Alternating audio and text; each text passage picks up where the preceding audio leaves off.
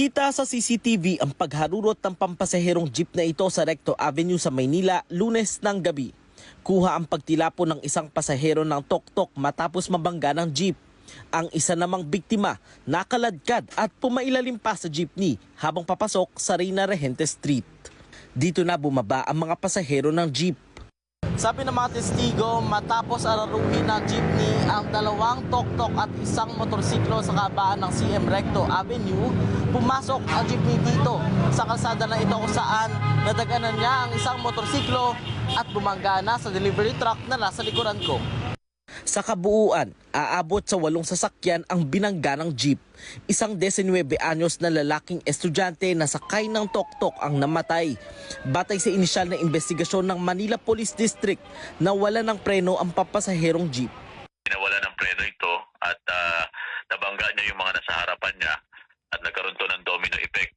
At meron pa siyang iba pang nabangga. Isa rito na estudyante na taga Quiapo, Manila ay nasawi. Nakasakay ito doon sa electric bike na tok-tok na gulungan ito nung papasaherong jeep. Ayon sa Manila DRRMO, ilan sa mga biktima ang hindi na nagpadala sa ospital. Pagdating nga namin dito, na nakita namin na 10 yung patients, pero 4 na nag-refuse, 6 yung nadala sa ospital, 2 ang medyo malala, tapos yung iba possible fracture. So, ayun, natulungan naman kami ng mga volunteers.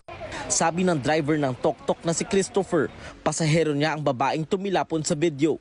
Galing umano sila ng Divisoria at papunta sana ng Quiapo. Sabi po nung driver na walang daw po ng preno. Kami huling-huling tinumbok eh. Napaliyad ako nun sir eh. Kasi pag narinig ko na sir, na parating. Ay di ko nakitang parating pero narinig ko may parang umaampas. Pagharap kong ganun, ayan na, nasa akin na pala. Nanginginig naman sa takot ang truck driver na si Rijar nang tanungin ang nangyari. Mga naghihiyawan. Tapos yung sakay ng e-bike tumilampon. Tapos natakot na ako, kala ko dito naman sa akin tatama.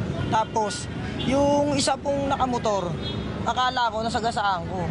Kaya ako natakot ako ang hina. Nagka-phobia. Parang ayoko na mag-drive. Dahil accident prone ang lugar, may paalala ang pulisya lalo na sa mga pampasaherong sasakyan. Pag nagmamaneho tayo ng sasakyan, palagi nating chine-check at tignan natin yung kung roadworthy ba yung ating sasakyan. Nasa kustodiya na ng Manila District Traffic Enforcement Unit ang driver ng jeepney na maharap sa reklamong reckless imprudence resulting in homicide, multiple physical injury at damage to properties. Bukod dito, wala rin siyang dalang lisensya ng mangyari ang aksidente, kaya posibleng makasuhan din siya sa paglabag sa Land Transportation and Traffic Code. Job Manahan, ABS-CBN News. Tuloy-tuloy po ang ating pagpapatrol sa bayan mula Lunes hanggang Biyernes sa TV Patrol. Alas 6:30 ng gabi hanggang Sabado at Linggo sa TV Patrol Weekend. Sa bago nitong oras, alas 5:30 ng hapon.